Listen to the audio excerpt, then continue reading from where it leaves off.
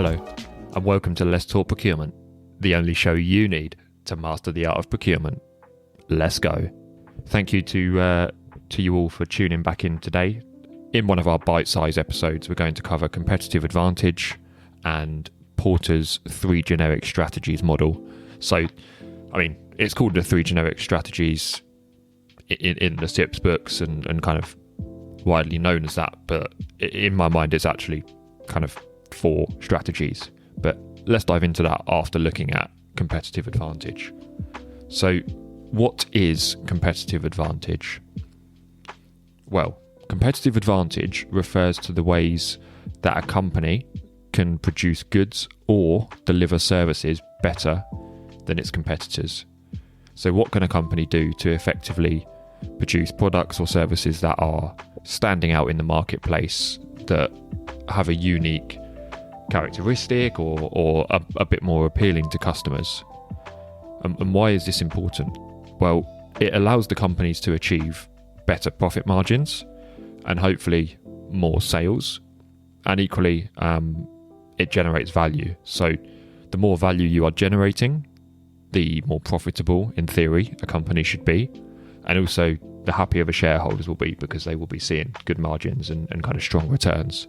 So if the company pays dividends, then hopefully those dividends will increase as well.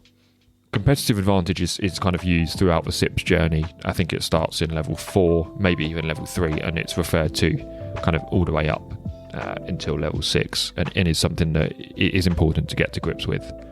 So Porter looks at the 3 generic strategies at a business unit level. Okay, so individual business units, what can they do to stand out? Well, strategy number 1 is known as cost leadership. Cost leadership is when the company sets out to be the lowest cost provider in the industry. One of the best ways to achieve this is through what we call economies of scale. So effectively, the classic term of buying in bulk. The bigger you are, the more buying power you have. So you can drive down the price you are buying for, and in turn you can then reduce the price you're selling for. A good example is the kind of big supermarkets you get. Think of Asda and Sainsbury's here in the UK, and Tesco's as well. So, they kind of go into that price wars where they're constantly lowering to be the most affordable supermarket, and then it leaves the more niche places and the butcher shops and all of that kind of at a loss because they can't compete. The second generic strategy is differentiation. So if you can't drive your price any lower, or you don't want to drive your price any lower, you can look to differentiate.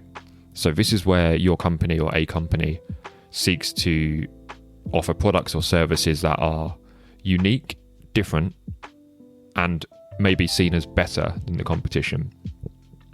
So this could be, for example, your mobile phone. When they were initially just phones, the first phone that then came out and was touchscreen, that was different to everything else in the market, and then all of a sudden it had a nice appeal. What can you do to your product to make it more appealing, more unique, and different to the rest? The third and final strategy is what Porter terms as focus. So this is when an organisation tailors its products to meet the specific needs of a particular target market. So you're focused on a particular target market and you're trying to tailor your product to meet those needs.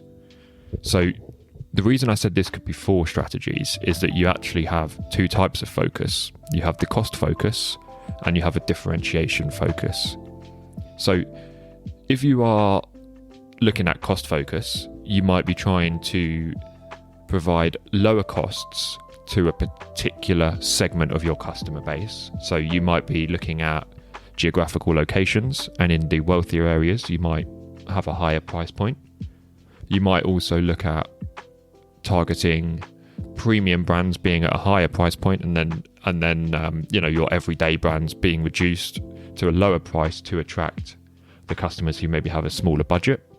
And then the differentiation focus is looking to provide differentiated products for a particular segment. So quite often you see this in the car market where you've got sports models or luxury models. So an individual can pay a bit more of a premium to have sports seats, twin exhausts and a jazzed up sound system. Not every customer will be interested in that, but you do have an audience of customers who will be. And that is giving you a competitive advantage over your competitors. So just to sum up quickly, competitive advantage is looking at how you can differentiate your products and services to make them better. And by better, it's obviously judged by your customers, but makes them better in the eyes of the customers to generate more value and profit for your business. And Porter has 3 generic strategies: cost leadership, differentiation, and focus. And focus is looking at cost focus and differentiation focus, but for specific target markets, so a particular portion of your customer base. Anyway, hopefully this was helpful. Good luck in your exams if you're sitting them soon. And Luke 10 wasn't with me today because he's in Mauritius. So see you next time.